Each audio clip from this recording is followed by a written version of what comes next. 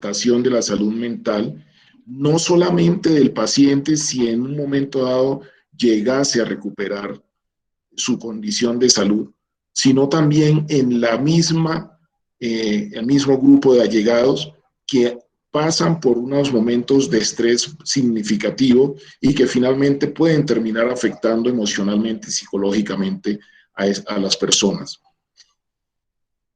Esta particularidad representa un factor determinante en el manejo de las emergencias. Inciden de alguna manera como factores que interfieren las condiciones que se ponen para facilitar el manejo de la emergencia, porque la gente va a reaccionar contra las medidas que en un momento dado se tomen. ¿Y cuáles son las principales respuestas de las personas, tanto de los pacientes como de la misma comunidad, como de los familiares de los pacientes y aún del personal de salud? Lo primero es miedo, bastante intenso, miedo a padecer la enfermedad, miedo a lo que puede ocurrir si se padece la enfermedad. Hay una incertidumbre bastante elevada frente a cuál es el curso de la enfermedad y puede llevar esto a distorsión del riesgo que finalmente contribuye a asumir conductas de alto riesgo como ingesta de alcohol, ingesta de tabaco, llevar a las personas al aislamiento social. Y aquí también esta misma distorsión del riesgo asociado a esas condiciones de miedo e incertidumbre puede llevar a comportamientos negativos. Hay personas que toman determinación de autoeliminarse, hay personas que terminan agrediendo a otras personas y ustedes ven comportamientos tan irracionales como ir a agredir la vivienda de una persona que está aislada dentro de su casa, donde la gente termina reventando la casa, pero ni siquiera considera que si la revienta, pues la persona queda expuesta y hay mayor exposición al virus. Pero además hay situaciones en las cuales terminan agrediendo al mismo personal de salud. Esto es lo que explica las circunstancias particulares de agresiones al personal de salud. El miedo y la distorsión de la realidad del riesgo frente a la emergencia. Esta situación lleva también a problemas de salud mental que se vuelven problemas de salud pública, porque la reacción de miedo y las reacciones adaptativas empiezan a generalizarse en la población y puede llevar a una pérdida de control sobre la misma población en sus reacciones. Y en las personas de manera individual, esa incertidumbre puede llevar a condiciones de insomnio, reacciones de ira, de irritabilidad y en extremo pueden llevar a enfermedad mental, finalmente, a desarrollar estrés postraumático.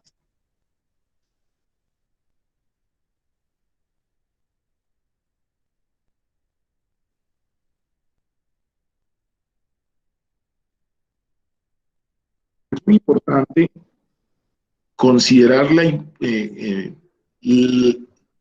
la relevancia de contemplar la intervención psicosocial a pacientes que pueden resultar positivos o que tienen riesgo de padecer infección por coronavirus, y esta intervención va desde abordajes al paciente que tiene una condición leve o asintomática hasta el paciente que se encuentra críticamente enfermo.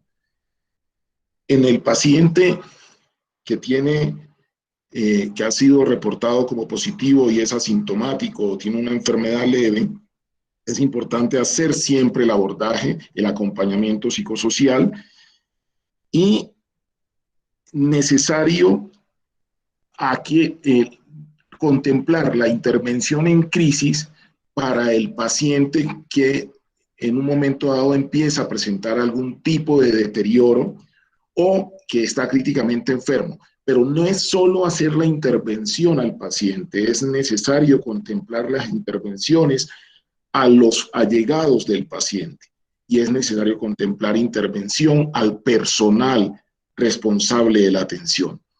Y además es importante hacer el llamado a considerar, incorporar la presencia permanente de profesionales de salud mental, psicólogos y psiquiatras en los servicios que deben hacer la atención de los pacientes que en un momento dado resulten afectados por coronavirus o que deban ser manejados por sospecha de infección por el virus.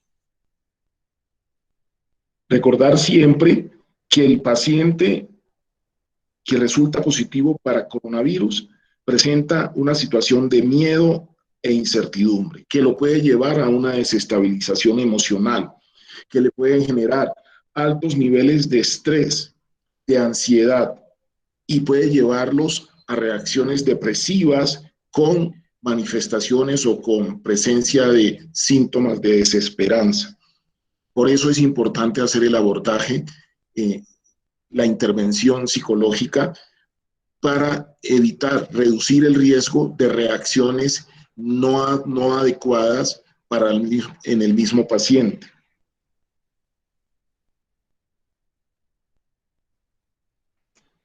Los pacientes que presentan un alto riesgo de muerte, es necesario que los equipos de salud mental realicen intervenciones orientadas a fortalecer su capacidad de comprensión de la enfermedad y que les lleve a hacer un manejo o una aceptación del proceso, facilitándole el camino para que ellos hagan todos los procesos de contacto con la familia, de despedida de la familia, y a la vez los equipos de salud mental deben hacer la intervención propiciando ese acompañamiento de los profesionales de la salud encargados de su manejo para reducir la afectación que en un momento dado o la repercusión que en un momento dado tenga esta pérdida sobre los familiares y sobre los mismos profesionales de salud.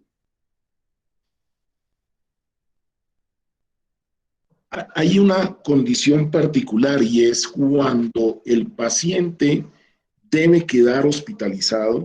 De entrada debe contemplarse siempre un mecanismo para garantizar el contacto del paciente con su familia. Pero cuando el paciente empiece a deteriorarse o a tener una condición crítica en la cual no sabemos cuál va a ser el curso de la enfermedad, que podría ser terminar en la muerte, es necesario contemplar todos los mecanismos para que el paciente pueda tener periódicamente contacto con la familia hasta cuando su estado de conciencia o de alertamiento lo permita. Y asegurarse que la familia pueda tenga la posibilidad de generar ese contacto para dar un proceso de despedida del paciente antes de su fallecimiento. Esto favorece la evolución y la reacción de duelo, el proceso de elaboración de duelo de los allegados cuando se dé esta pérdida. ¿Y cómo debemos trabajar? ¿Cómo debemos trabajar en este contexto? Uno, utilizando los medios tecnológicos cuando no sea posible asegurar la interacción cara a cara entre familia y paciente.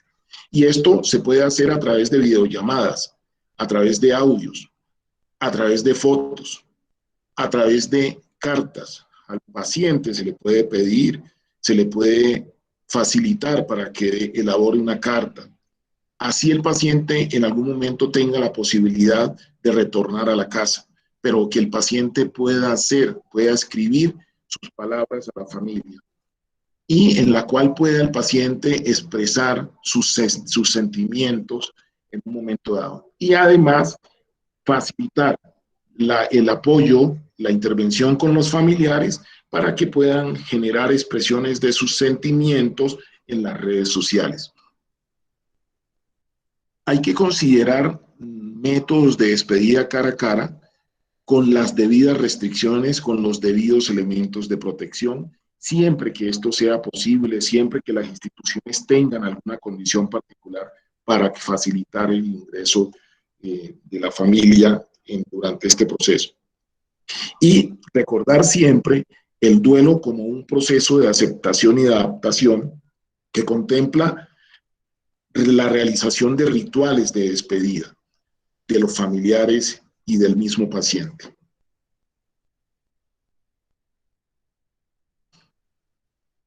Esta es un pequeño repaso de nuestra charla anterior y pues quería hacer esta pequeña charla como introducción al tema del día de hoy.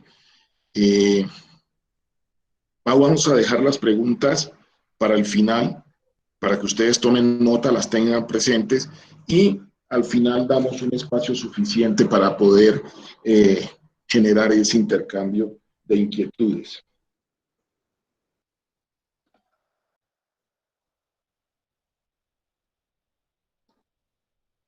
Hablando un poco de la muerte y el duelo en los pacientes que fallecen por infecciones por enfermedad por coronavirus, es importante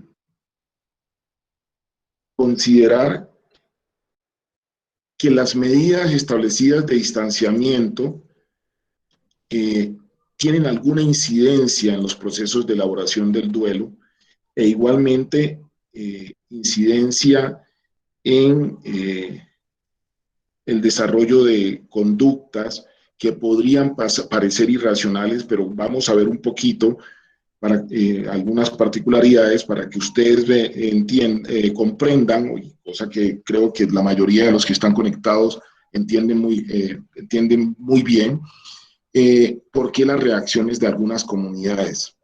Y en esto debemos contemplar que para generarse todo el proceso de elaboración de duelo y el proceso de resiliencia de las familias que son afectadas por la pérdida de un ser querido por coronavirus, se generan situaciones eh, por razones de que no pueden realizar todos sus rituales y llevar a cabo el proceso de despedida bajo las costumbres del contexto social.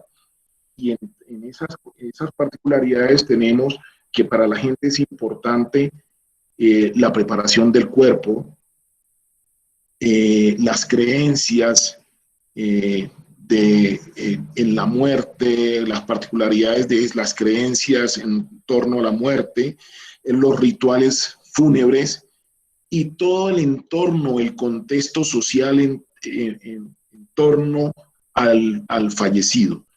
Pero además que esta misma situación de pandemia está llevando ante las medidas que se deben tomar a a interferir las creencias de las personas y a la necesidad de reconfigurar, de la reconfiguración de la muerte como un elemento fundamental en la dinámica social de las comunidades.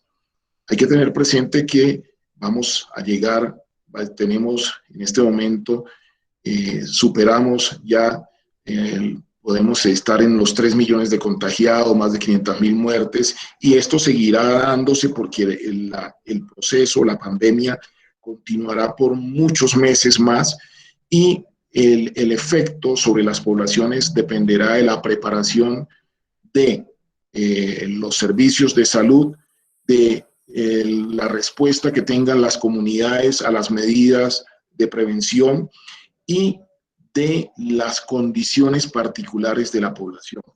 No podemos, tenemos que considerar que las poblaciones que tienen unos fenotipos en los cuales predomina la obesidad, pues tendrán mayor riesgo que aquellas poblaciones que tienen un fenotipo delgado y que tienen y aquellas que tienen predominio de algunas enfermedades crónicas tendrán mayor riesgo de terminar en complicaciones a aquellas que la población tiene un contexto de población sana.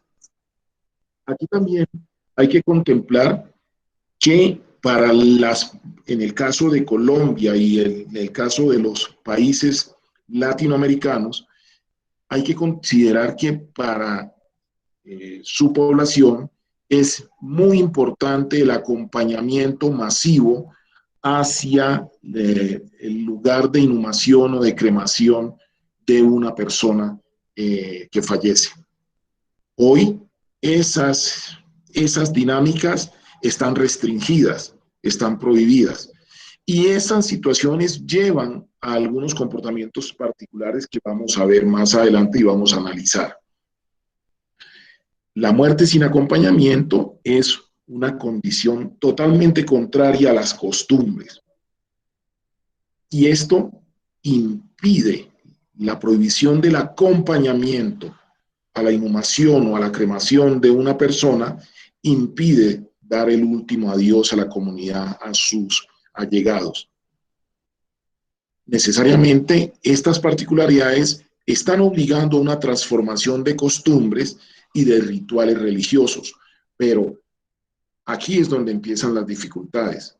Estos cambios, estas transformaciones no podemos esperar a que se presenten de la noche a la mañana. Transcurrirá mucho tiempo para que la gente acepte estas nuevas condiciones en las dinámicas sociales de las comunidades. El coronavirus es una patología, la enfermedad por coronavirus es una enfermedad que va a quedarse permanentemente en las comunidades, no va a desaparecer. Es un virus que va a comportarse posiblemente en forma similar a como se han comportado los diferentes virus de la gripa, influenza, adenovirus, virus sincitial respiratorio. Y aquí hay que considerar que cuando una persona fallece, cuando una persona está crítica, es común esperar que los familiares hagan contacto físico con la persona, un abrazo, dar la mano, y hoy eso no es posible. Ni siquiera es posible estar cara a cara al paciente que se despide. Además, hay una limitación a la proximidad a los cuerpos por normas sanitarias que se establecen desde el momento en que se declaran las emergencias sanitarias en los diferentes países. Y hay una limitación a los procesos de velación, a los rituales de velación que se hacen en los pueblos pequeños, en las ciudades pequeñas. En los pueblos se hace la velación en casa y hoy no va a ser posible hacerlo, ni siquiera de tener el contacto visual con el cuerpo de la persona fallecida. Veamos algunos comportamientos y que van a explicarles a ustedes lo que acabamos de ver.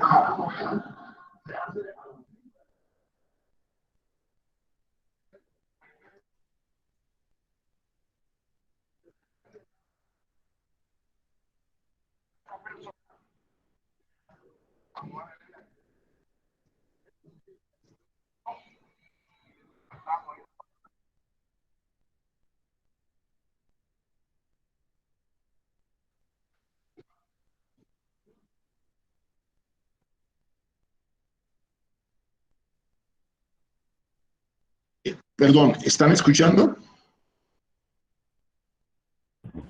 No se escucha. Ahora sí. No, mi doc, está sin sonido.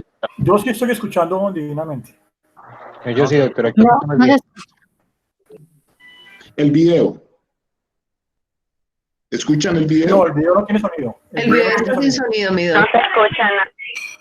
Bueno, aconsejamos a todos los que tengan las camaritas encendidas, por favor. Muchas veces el flujo de red, a veces cuando está muy saturado, la imagen pesa mucho. Entonces, muchas veces cuando no tenemos las cámaras apagadas, el flujo es digamos que está muy lleno, ¿sí?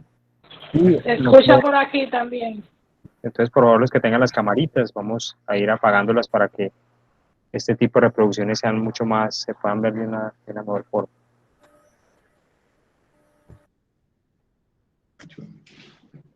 Permítame un segundo, entonces vemos cómo le... Muchas gracias.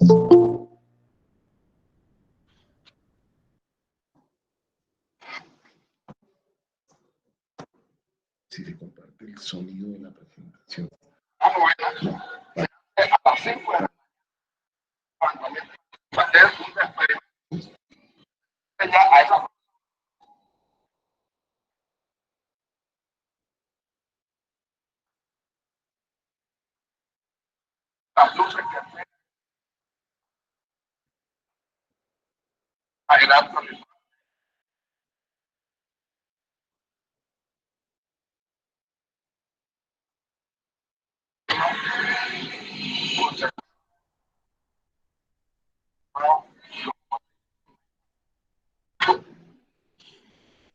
Bueno, si ustedes ven, aquí están haciendo referencia al levantamiento de tumba, en el cual en una madrugada la gente se va a hacer todo el proceso final de-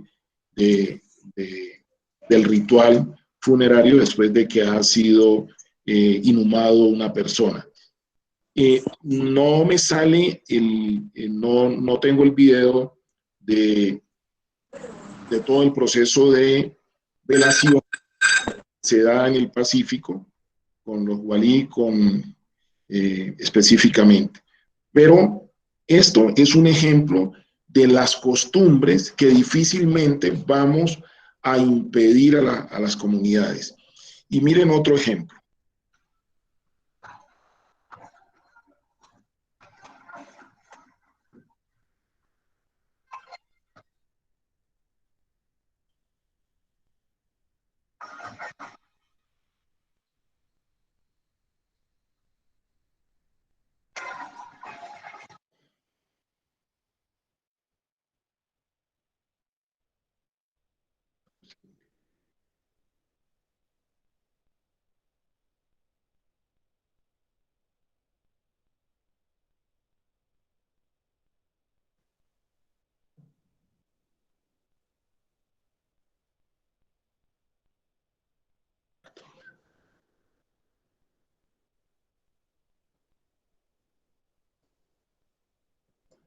¿Sí?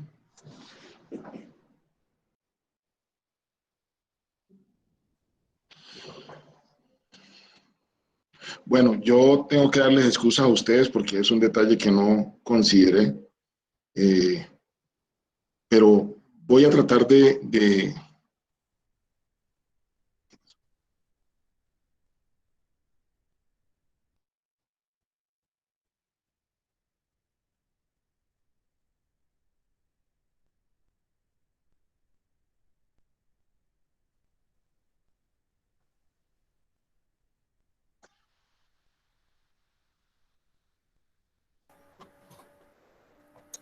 Alguien se metió y cambió la presentación, no sé si me escuchen. Nelsi, por favor, tenemos allá a Nelsi Turán, muchísimas gracias.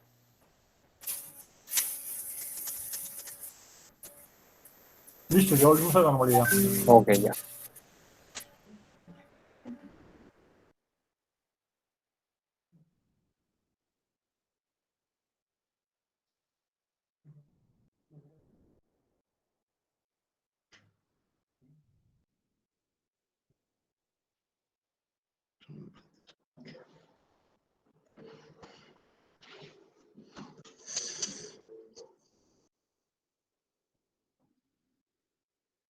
Ok.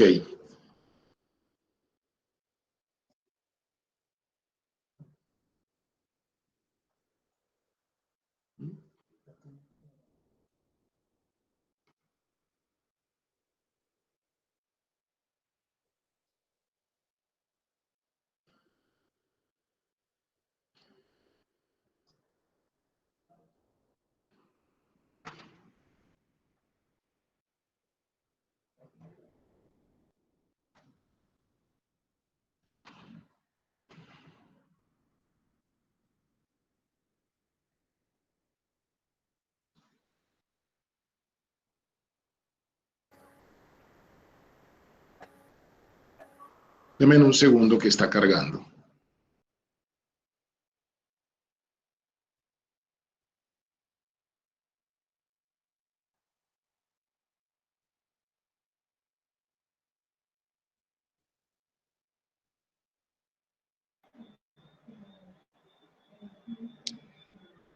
Es que si apagamos las cámaras tenemos mejor receptividad y mejor velocidad del internet, pero si las cámaras están encendidas, se nos demora un poquitico y nos dificulta el audio.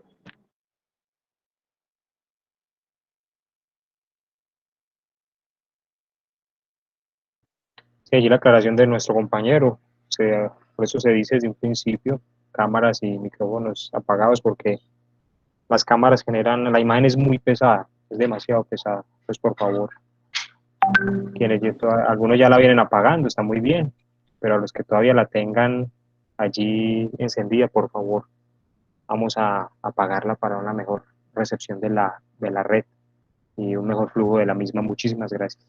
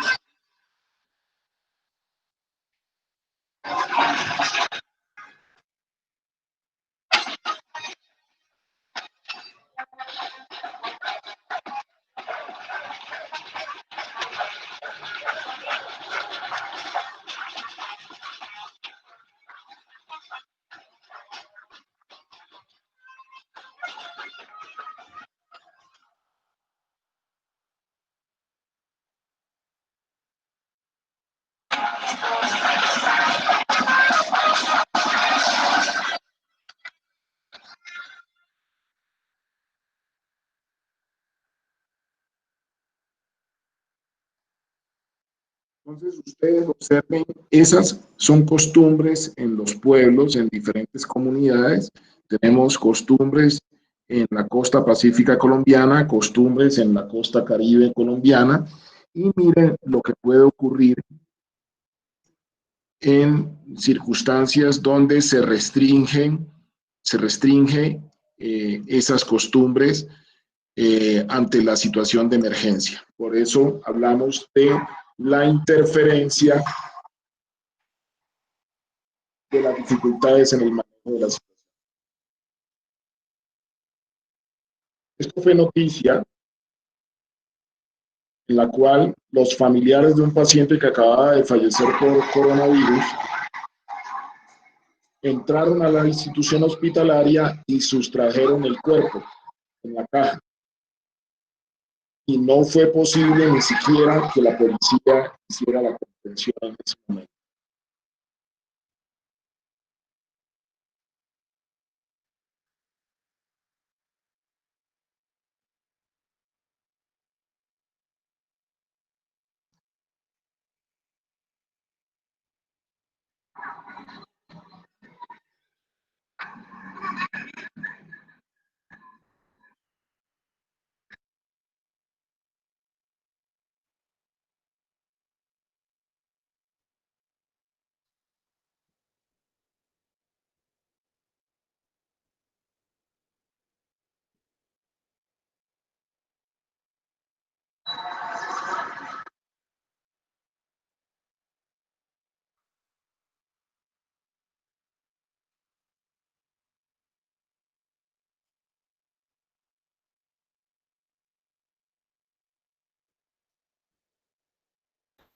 En la presentación figura apagado el micrófono de la presentación, doctor Rolando.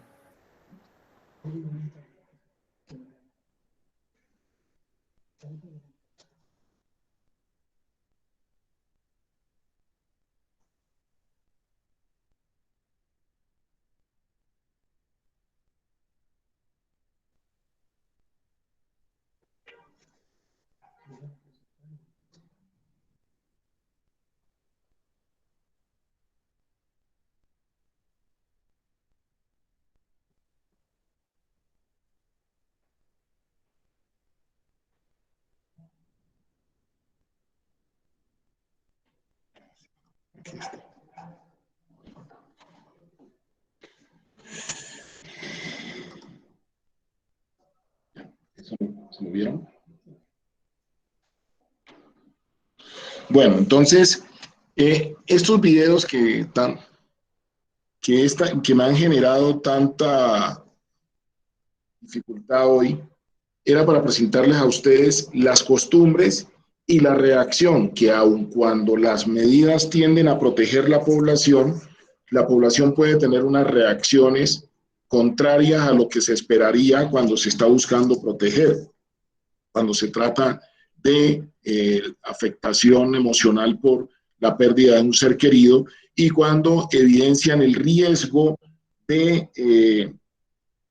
no contacto con esa persona que están perdiendo, que deberían despedir. Entonces, aquí esto es la muestra de uno de los elementos que podría llevar inclusive a alteración de orden público en un momento dado.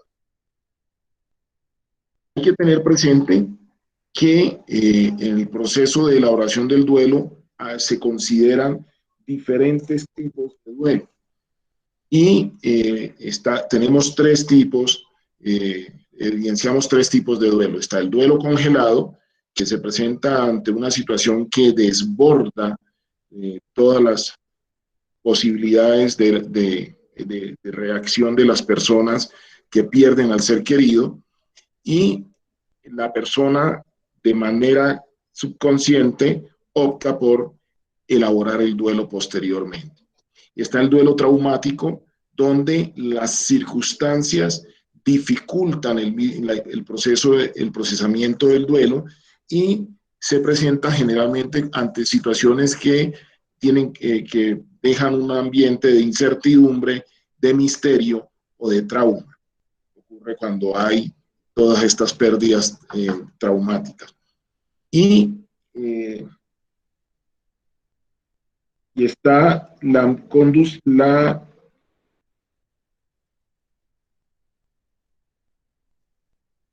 y viene el duelo que se da por una pérdida ambigua, donde la persona se va y no hubo oportunidad de despedirla, no hubo oportunidad de generar todos los rituales que van en torno a las costumbres de la misma comunidad o de la sociedad. Y ello hace que este duelo se presente bajo unas condiciones que distorsionan la respuesta de las personas que quedan.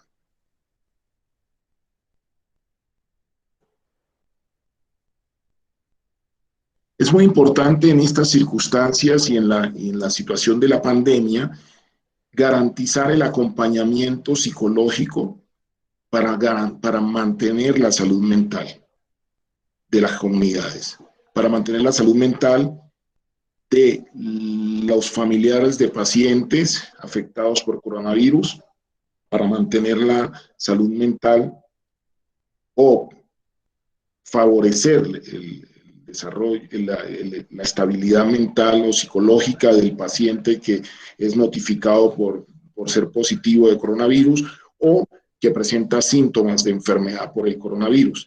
Y es necesario el acompañamiento permanente a los equipos de respuesta y a los equipos de salud, a los trabajadores de la salud que continuamente van a estar recibiendo los pacientes, bien sea porque reciben pacientes de una manera con una frecuencia aumentada.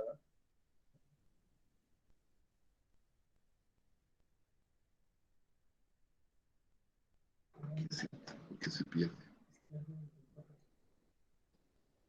Perdónenme un segundo, pero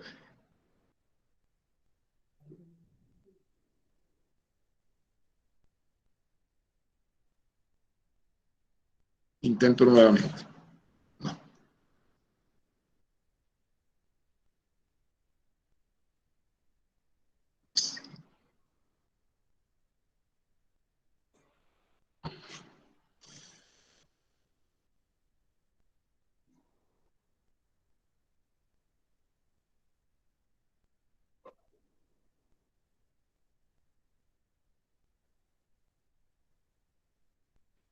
Ok.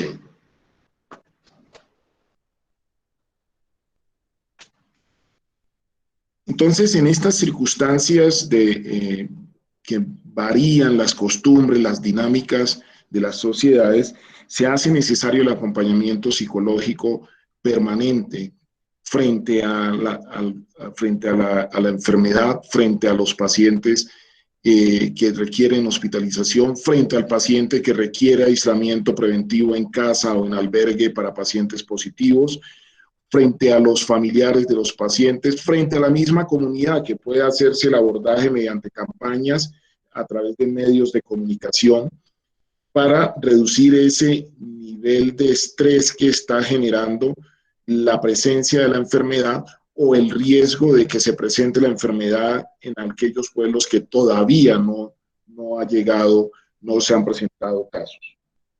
Igualmente, hay que considerar que en estas circunstancias hay una oportunidad para que la gente tenga una reflexión a nivel individual y a nivel familiar y social para replantear algunas costumbres, algunas condiciones particulares, algunas dinámicas y algunas pérdidas de costumbres tradicionales de los pueblos. Necesariamente esto lleva al replanteamiento del funcionamiento de la vida cotidiana. Y es necesario trabajar desde los equipos de salud mental a nivel comunitario y a nivel de las diferentes instituciones, estrategias para facilitar los procesos de resiliencia a partir de estas circunstancias que hoy estamos viviendo, donde es muy difícil decir o atribuir responsabilidades con los resultados que se tienen ante las diferentes alternativas o medidas que se establecen para facilitar el manejo de la emergencia. Necesariamente tenemos que plantear estrategias que faciliten esos procesos de resiliencia, tanto a aquellos que han tenido pérdidas por la epidemia, como en aquellos que han resultado afectados de manera indirecta por el miedo y por todas las dinámicas que se están presentando actualmente, además de la respuesta o las condiciones desfavorables a nivel social que se generan por todas las medidas que han tenido que tomar para lograr un control de la tasa de transmisión de la enfermedad.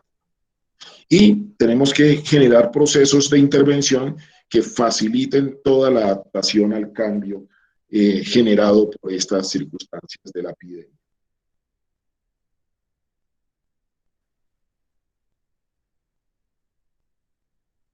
Veamos la situación de la pandemia como a partir de todo el impacto colectivo que ha tenido, cómo abordarlo, cómo prepararnos todos los equipos los organismos de respuesta, los responsables de la atención de pacientes, los responsables de las acciones de salud pública, los responsables de mantener o recuperar la salud mental de las personas, cómo hacer el abordaje para superar todo este miedo colectivo que se ha generado, todo este impacto social por el manejo de la información en torno al virus, y cómo vamos a seguir abordando el proceso, porque seguramente de estas circunstancias actuales en las que apenas estamos en curso y no hemos llegado a un pico máximo de muchos enfermos, de muchos complicados, de muchos fallecidos, seguramente habrá muchas secuelas a futuro.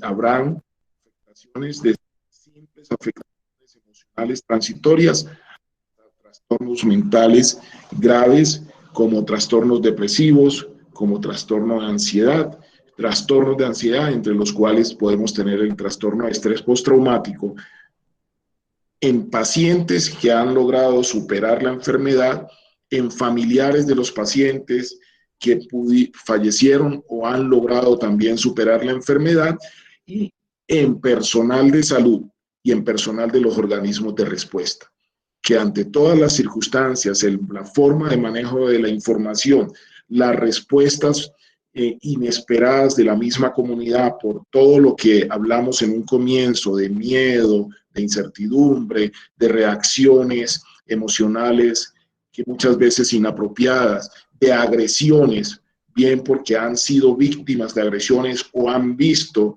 a personas ser víctimas de agresiones de una manera irracional, pues pueden terminar desarrollando alteraciones.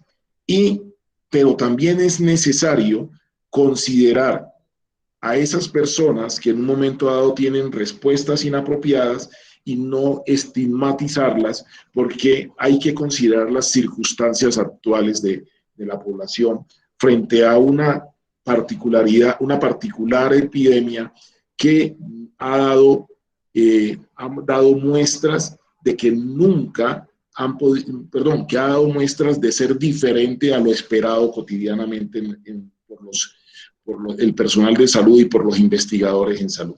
Miren ustedes que cada vez que se saca alguna publicación dando las características de la enfermedad, del comportamiento, encontramos cosas diferentes. Entonces, esto hace que el trabajo de los equipos de salud mental esté enfocado a lograr el mantenimiento de la salud mental, la recuperación de la salud mental y favorecer los procesos de recuperación, de readaptación o de retoma de la vida después de las circunstancias adversas que puedan vivir las personas ante la presencia del coronavirus.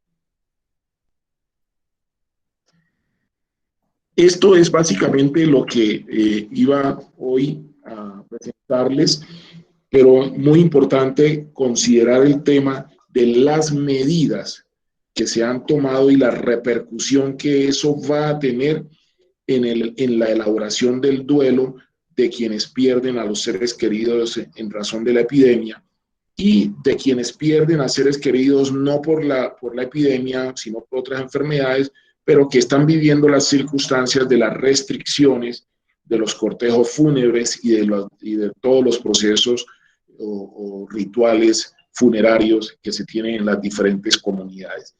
Esto solamente y hoy lo he hablado y lo he presentado basado en el entorno de las costumbres colombianas, pero si lo hacemos a lo largo de Latinoamérica, a lo largo de América y a lo largo y a lo ancho del mundo, vamos a encontrar que en todas las comunidades habrán costumbres diferentes y solo algunas poblaciones, por sus condiciones particulares de modernidad, han llegado a adquirir unas costumbres de distanciamiento, de individualismo, que no son iguales a las costumbres de nuestros pueblos, donde la gente comparte desde el nacimiento, desde el nacimiento hasta el fallecimiento de la persona, hasta la inhumación de la persona. Entonces, voy a dejar espacio suficiente para inquietudes, para que demos la discusión, para que hablemos de las inquietudes que le quedan a cada uno de los participantes. Y si hay alguna cosa adicional que quieran en un momento dado, pues lo hacemos en este contexto. Doctor Ronald, muchísimas gracias como siempre por compartir sus conocimientos con nosotros el día de hoy también en esta segunda sesión del conversatorio. Como lo dijo el doctor, el espacio queda abierto como un panel de preguntas, pero también de aportes allí. Recordemos que si vamos a hacer alguna pregunta, la podemos hacer por el chat. Yo estaré muy pendiente para leerlas. Y si hay algún aporte que quieran realizar de modo verbal, piden la autorización para no entrar todos así, para entrar todos en desorden, sino pidimos la autorización como lo hicimos la vez pasada, que muchos pidieron la autorización y entraron, y allí ya empezaron a generar los diversos aportes. Quedamos muy atentos allí a las preguntas y también a las ¿Pido la palabra? que van a hacer. Luis Fernando, claro que sí, muy bienvenido y mil gracias. Adelante. Gracias, muy buenas noches para todos. Desde la capital cafetera de Colombia, Balcón del Valle del Cauca, Sevilla, Valle. Doctor, no sé si es como un aporte o una pregunta, porque es que lo que hemos visto hoy dentro del comportamiento del individuo, esto nos cogió analfabetos a todos. Y en 100 días que va de pandemia, pues debemos de ir como aprendiendo.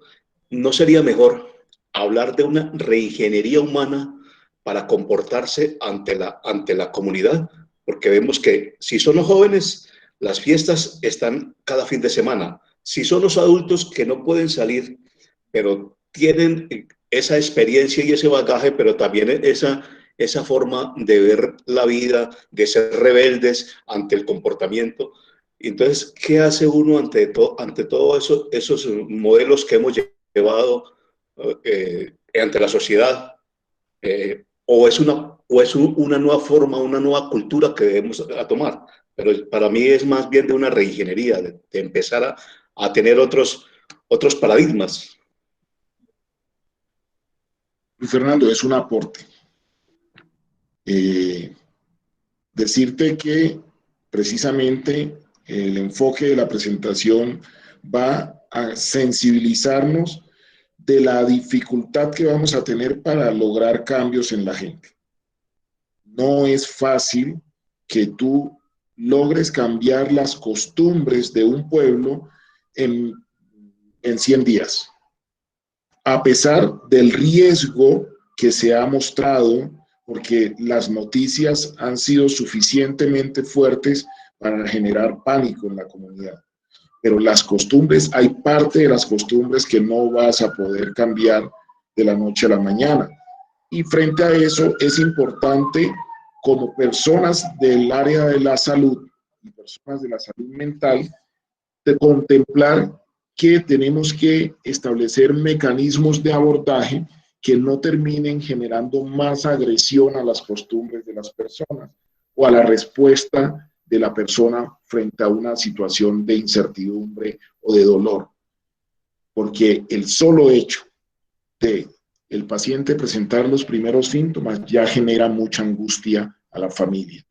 Y cada vez que estas personas llegan de manera agresiva ante nosotros, debemos contemplar, ser empáticos y considerar la condición de dolor que están teniendo ellos, independiente de que el paciente en un momento dado pueda salir adelante, pero el solo hecho de presentar los síntomas ya en la mayoría de las personas se asocia a riesgo de morir.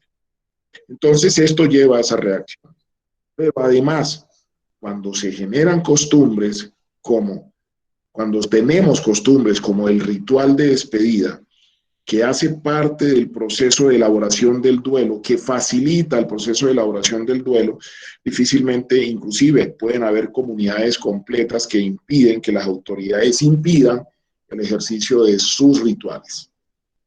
Entonces tenemos que actuar de manera comprensiva para mediar en la forma como se responde a esas transgresiones de las normas que se imponen para lograr el control de la epidemia.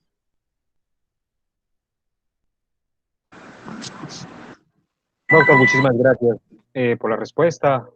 Y a Luis también que nos hizo pues nos hizo allí el aporte.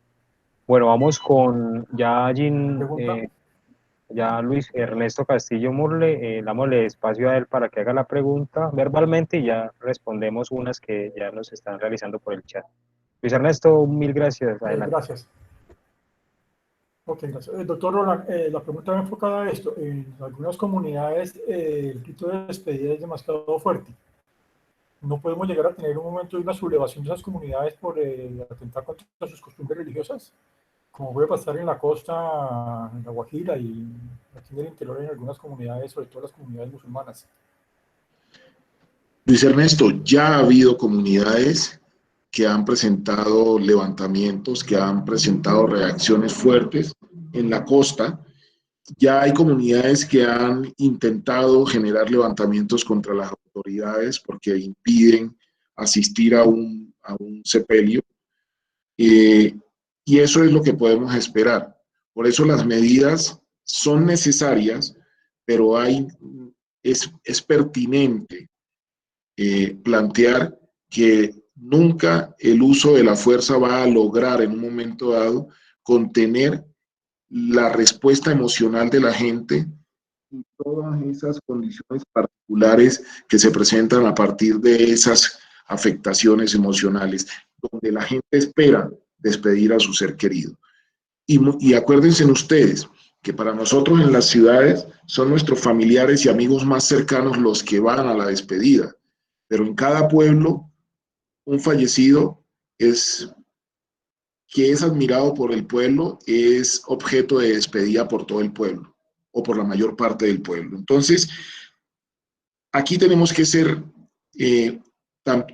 nosotros mediar para hacer entender que no se resuelve con uso de la fuerza, sino con preparación y con persuasión a las comunidades de las situaciones. Esto podría ser ayudado si en las diferentes comunidades y en las diferentes poblaciones tuviéramos equipos, si se considerara la existencia de equipos de salud mental para trabajo comunitario. Un equipo básico de salud mental que haga trabajo en la comunidad. Cuando se presente este riesgo, perfectamente podría estar haciendo intervención de manera anticipada y podría facilitar que la gente comprenda las medidas o que la gente acate las restricciones para facilitar que hagan toda la despedida de una manera segura, reduciendo el riesgo de contagio de las comunidades que puedan asistir a estas ceremonias. Doctor Ronald, muchísimas gracias. A Luis Ernesto también muchísimas gracias por la pregunta. Nos dicen por el chat Gabriela Rivas Barrancos, desde la Sociedad Hermana Cruz Roja Boliviana, dice lo siguiente. Pregunta, doctor, disculpe, ¿cómo lidiar con familiares de pacientes por COVID-19 que nunca han recibido apoyo psicológico o consideran a la salud mental en segundo plano? Gabriela, decirle a todos, cómo lidiar a los familiares de pacientes que llegan en una condición donde la familia tiene miedo de perderlo, donde la familia ha lidiado o ha pasado de un lado a otro buscando la atención más adecuada. Y en el caso del coronavirus, muchas poblaciones, las personas llegan a un sitio de atención y pueden haber sido objeto de barreras para la atención. Lógicamente tenemos que esperar que haya hostilidad, que haya miedo y que haya búsqueda de mecanismos para imponer u obligar a que su familiar sea atendido de manera expedita y a evitar las medidas restrictivas para separarlos que separen al familiar del paciente. ¿Cómo se puede trabajar este tema? Mi experiencia como médico de urgencia, médico de equipos de emergencias médicas, de atención prehospitalaria, y como ex jefe de una unidad de salud mental en las instituciones de salud, se puede lidiar y se reduce el riesgo de agresión teniendo equipos de salud mental que se preparan y adquieren experiencia para el manejo de esas situaciones, el manejo de las alteraciones emocionales de los familiares de los pacientes, de las alteraciones emocionales de los mismos pacientes, por equipos que se concientizan de la oportunidad de la atención, asegurando una oportuna atención de los pacientes, no dejándolos en espera en las salas de urgencias, se logra controlar o reducir el riesgo de agresiones al personal de los servicios. En esa medida vamos a reducir ese riesgo de agresión. Y asegurando que todo paciente que llega a una institución en condición crítica o en condición de riesgo, y en este caso afectado por el coronavirus, epidemia que estamos padeciendo en muchos países, contar con equipos de salud mental asignado para las áreas críticas. Entonces, no es que yo tenga un equipo de salud mental al que llamamos por un altavoz para que se presenten al servicio y se presentan cuando tienen tiempo, no. Es que si estamos hablando de un servicio de urgencias que está recibiendo un volumen alto de pacientes afectados por la epidemia, pues tenemos un equipo de salud mental que se entrena y permanece en esa área para atender a los pacientes que lleguen a esa área.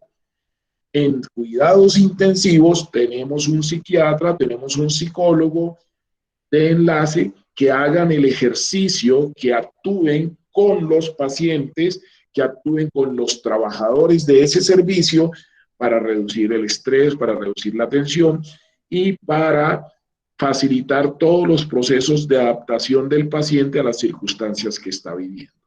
Necesariamente hay que sensibilizar a los administradores de salud y a los servicios, a las instituciones, de la importancia de contar con equipos de salud mental para las áreas correspondientes. Es posible que no estén para cada área de la institución hospitalaria, pero por lo menos que estén ubicados en los servicios críticos que tienen que ver con esta atención.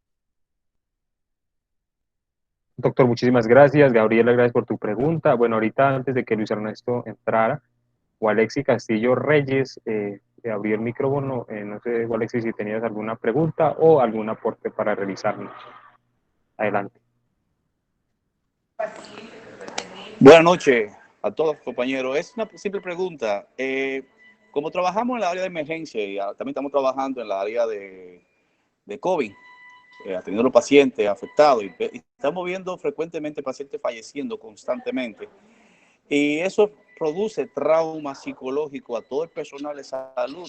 Y entonces hemos visto aquí en República Dominicana, la gran parte del personal de salud está teniendo tanta miedo como es un terror a ver los pacientes con dificultad respiratoria, quizás por la mala interpretación, las malas informaciones que se ha dado de la enfermedad, y a la vez también por la gran cantidad de pacientes que están muriendo por el mismo.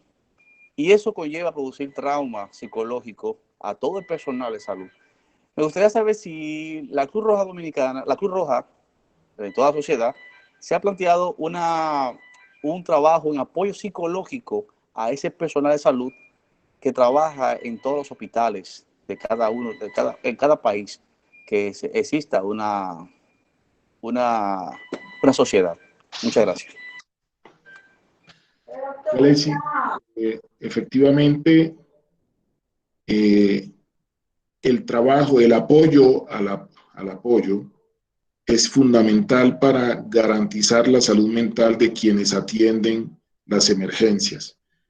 No solamente el personal de sistemas de emergencias debe ser objeto de abordaje por equipos de salud mental, sino que los trabajadores de la salud deberían también ser objeto de intervención o de abordaje por equipos de salud mental de manera regular.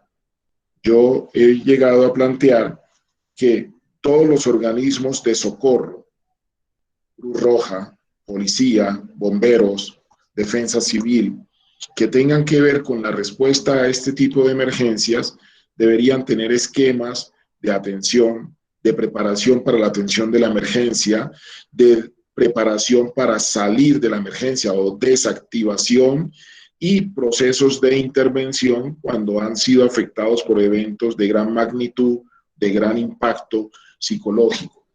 Y en el caso, en la actual emergencia por la pandemia, es necesario contemplar que todos los trabajadores de la salud tengan ejercicios que favorezcan el mantenimiento o recuperación de la salud mental. En la medida que tú tienes procesos de intervención donde hay activación, donde hay briefing, información sobre las circunstancias, hay activación para iniciar el trabajo, desactivación, hay debriefing, se reduce el riesgo de evolución hacia trastornos mentales.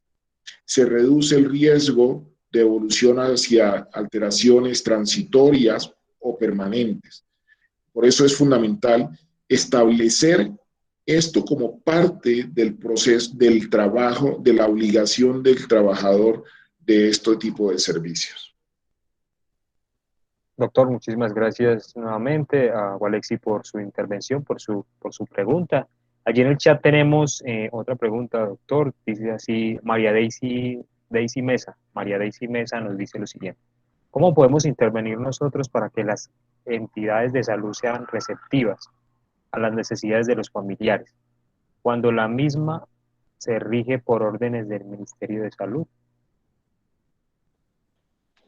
Creo que podemos intervenir a través de los colegios de profesionales, de las asociaciones de profesionales que tienen un fin académico, dar discusiones al interior de las mismas asociaciones, del Colegio Colombiano, perdón, del Colegio de Psicólogos, de la Asociación de Psiquiatras, generar mesas de trabajo, mesas de discusión de estas particularidades y plantear o sugerir alternativas o mecanismos de abordaje de estas situaciones que no son necesariamente cuestionables, sino que son necesarias para lograr una contención asertiva de la epidemia. Pero sí podemos persuadir de cómo mediar frente a esas medidas para facilitar que la reacción sea apropiada en la comunidad, que no vaya en contra de las dinámicas de las comunidades o que sea un punto medio que facilite a las comunidades adaptarse a las nuevas circunstancias. Eso es lo que tenemos que hacer, no entrar en choques con las medidas que se toman, porque como les decía a ustedes y quienes estuvieron en las charlas anteriores, no se trata de definir o de señalar responsables, sino que esta epidemia tiene unas connotaciones que supera las dinámicas tradicionales a las que estábamos acostumbrados. Entonces, por eso tenemos que evaluar esas circunstancias para poder hacer recomendaciones de manejo y de reglamentación o de emisión de normas para facilitar todo el proceso de convivencia de las diferentes comunidades afectadas por la epidemia. Doctor, muchísimas gracias a la compañera que nos hizo la pregunta. Mil gracias. Nos hace Claudia Moya, nos realiza otra pregunta, doctor, nos dice lo siguiente. ¿Qué hacer con parientes que no hacen caso de no reunirse por el hecho de ser familia?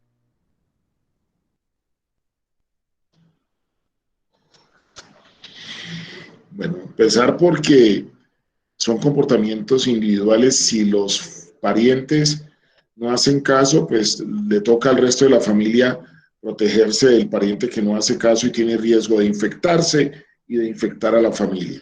Las reglas las establecen a nivel del grupo familiar.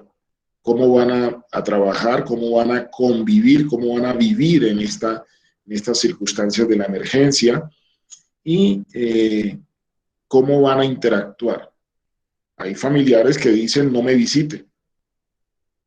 Yo no lo recibo en mi casa porque tenemos unas circunstancias de riesgo y efectivamente tenemos historias de familiares que llegaron de viaje, se fueron a visitar y celebran la llegada del familiar y resulta que el familiar que llegó infectado y por ese familiar terminan infectados varios miembros de la familia y terminan perdiendo miembros de la familia. Ni con el arrepentimiento se logra contener y superar el dolor que genera la pérdida de un miembro de la familia. Doctor, muchísimas gracias. Bueno, aquí Luz Marina Rodríguez nos tiene otra pregunta. Dice, yo siendo voluntaria, ¿cómo puedo ayudar antes de que se presente alguno de estos comportamientos? Si los puedo evidenciar con anterioridad. Lo primero, Luz Marina, y para todos, es que en esta emergencia deberíamos estar trabajando en campañas de sensibilización a la comunidad. Lo segundo, en las campañas de sensibilización sobre las recomendaciones para prevenir el contagio y hacer y trabajar en lo posible cuando somos equipos robustos y cuentan con profesionales de salud mental o con personal entrenado para apoyo psicosocial, trabajar en ese contexto y ofrecer ese tipo de servicios, ese tipo de apoyos, de brindar desde los primeros auxilios psicológicos hasta las intervenciones psicoterapéuticas profesionales en un momento dado.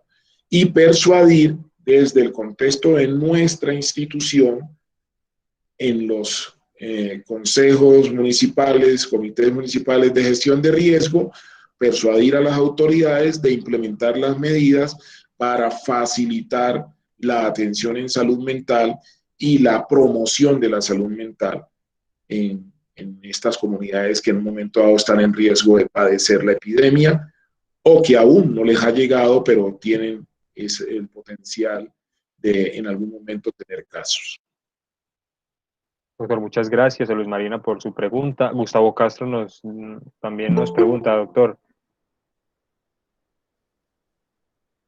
trauma que se le presente a la familia y al enfermo.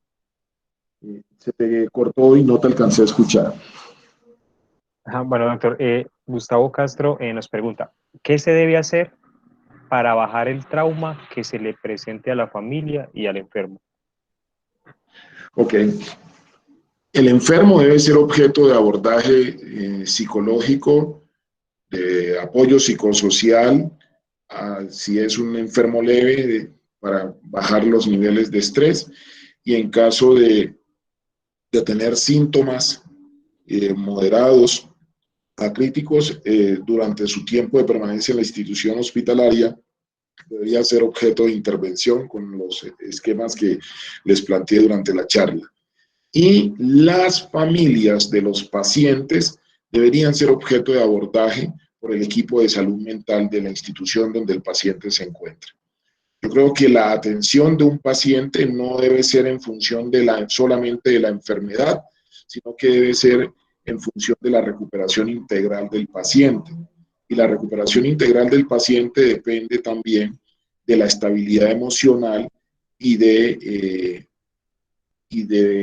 la salud mental, de la salud mental de su equipo, de su grupo de apoyo primario.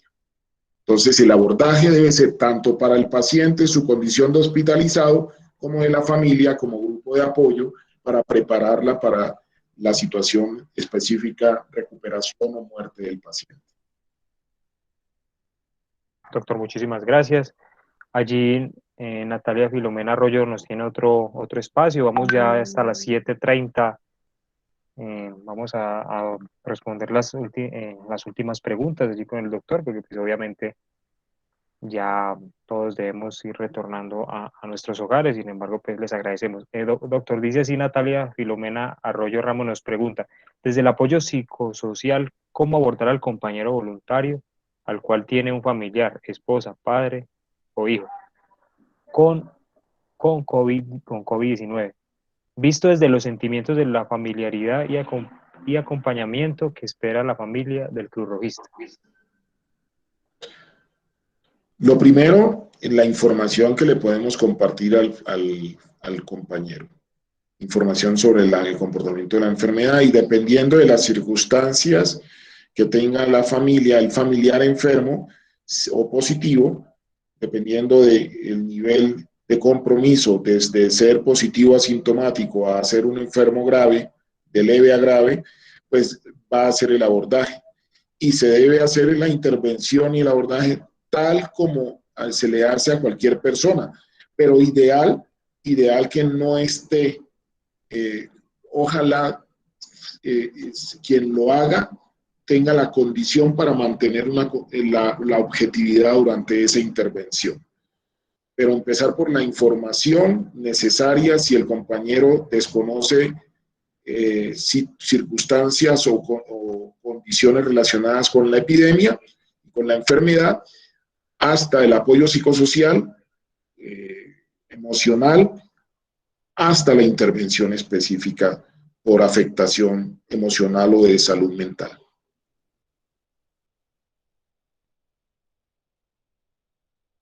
Muchas gracias. Bueno, tenemos allí una pregunta de Sandra Rocío Figueroa. Dice, pregunto, si una madre pide ver a su hijo enfermo en la UCI y ella afirma ingresar con los cuidados de bioseguridad usados por médicos y bajo su responsabilidad, ¿sí es posible que la autoricen a un ingreso?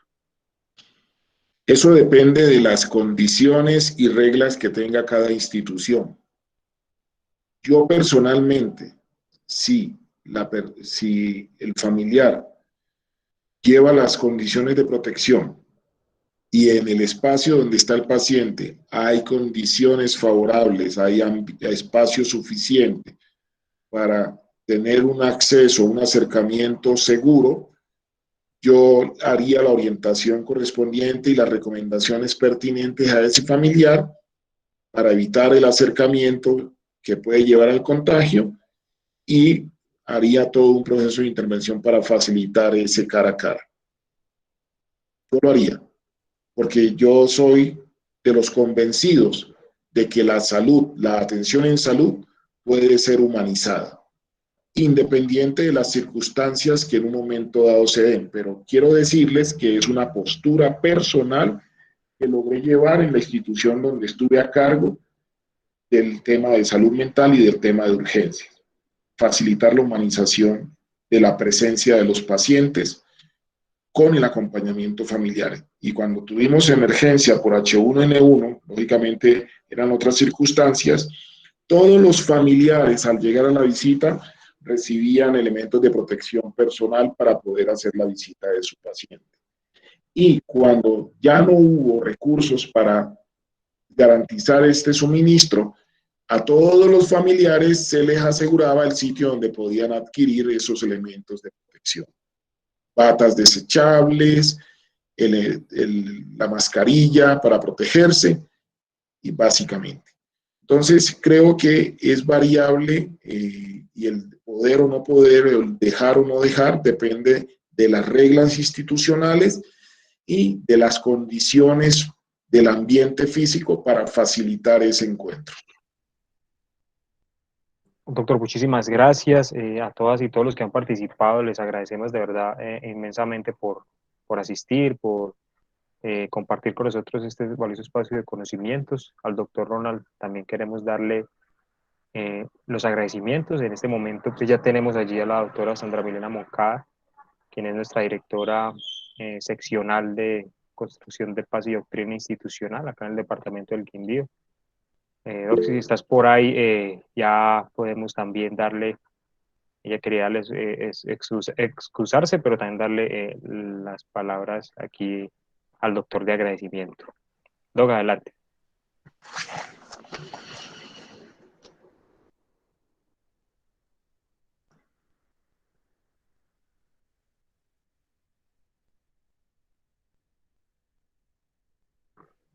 Bueno, doctor, no sé si la tuvo algún inconveniente técnico, pero pues bueno, no la tengo acá al momento. Ella sí se conectó ahora, pero bueno, doctor, como siempre, doctor Ronald, muchísimas gracias por estos espacios tan valiosos y por compartir no solo su profesionalismo y no conocimientos con todos nosotros. Aquí muchas gracias a todos, muchas gracias por la participación. Decirles que mañana a partir de las 6 de la tarde seguimos con los siguientes temas.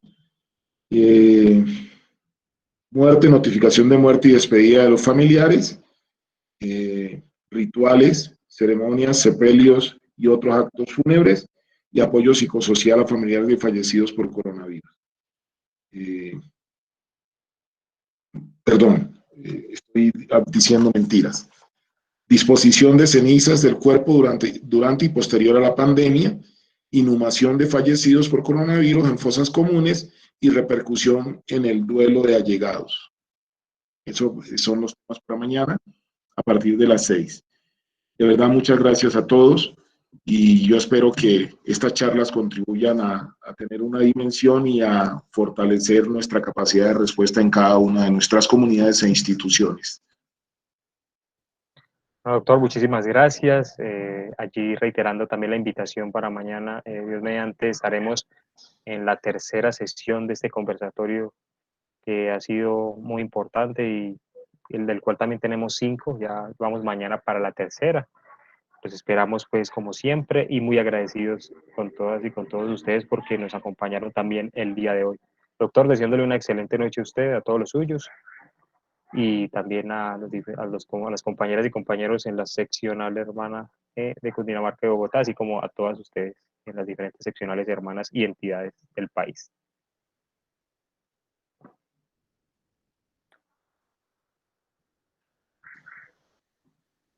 Bueno, ya nos despedimos, allí muchos mensajes de agradecimiento, también a ustedes mil gracias por apoyarnos en estos espacios, pero también por el interés que es muy valioso por adquirir estos conocimientos. Una grandiosa noche para todas y todos, muchas bendiciones. Los esperamos mañana a las 6 de la tarde también, Dios mediante, para que podamos seguir adquiriendo conocimientos y esta valiosa información que el doctor nos está compartiendo.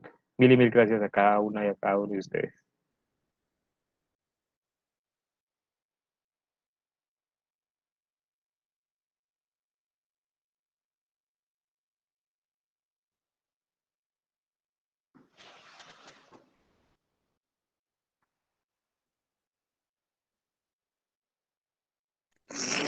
El link de ingreso para el día de mañana es el mismo.